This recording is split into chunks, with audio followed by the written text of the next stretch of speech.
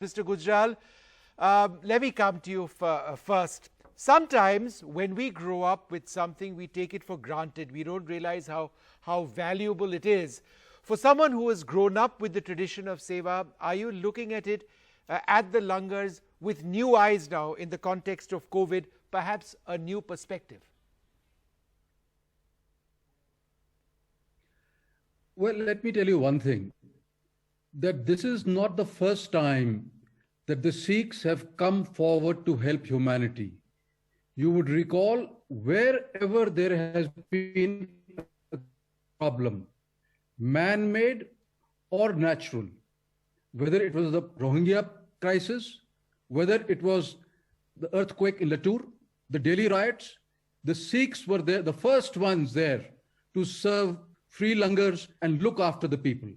This is their tradition. And this tradition starts with Guru Nanak, who said three things: Kirat karo, Naam japo, Vand khao, Vand chako. These three core beliefs of the Sikhs mean work hard, devotion to God, and service to humanity. And I think every pure Sikh follows this from his heart. And that is why he doesn't care whether this creates personal hardship, whether it means giving money from his own pocket. They will be there to serve humanity. And we have seen during this crisis how not only all over Delhi, but throughout the country, not just throughout the country, all over the world, the NHS service in England has been depending on them. They are the ones who've been feeding the frontline warriors there. So this is a tradition started by their founding guru, which lasts till today. Right.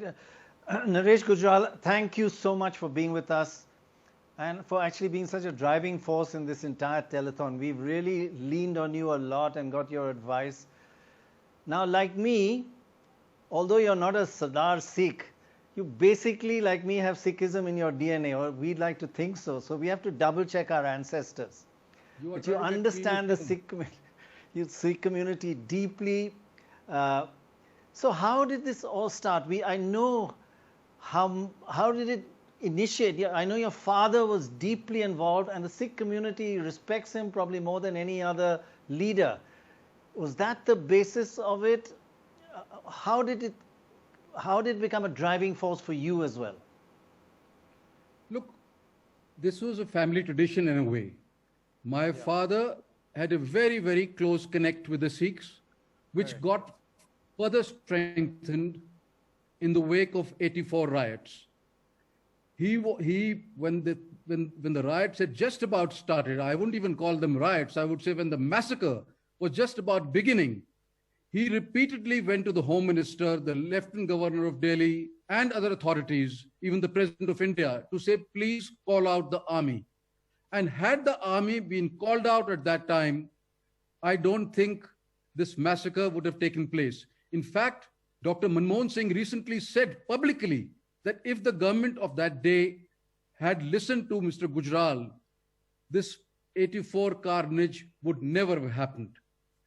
And I think it was from then onwards, we saw with our own eyes how the poor Sikhs were made to suffer and how they never got justice from various governments. And there is, if you ask me, even till today, justice has not been delivered.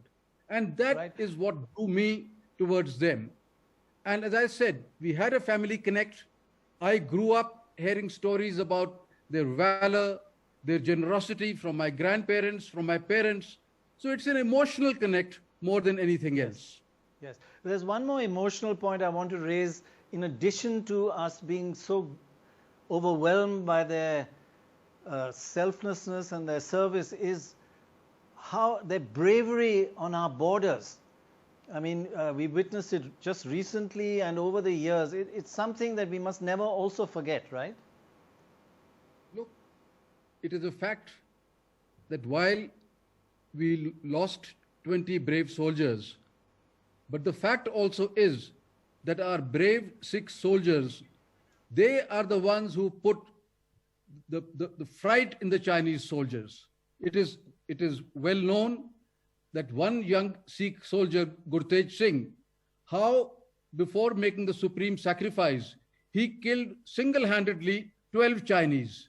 That is the valor, that is the courage, that is the fearlessness which comes in them, which has been in a way, which they've imbibed from their founder of the Khalsa, Guru Gobind Singh Ji.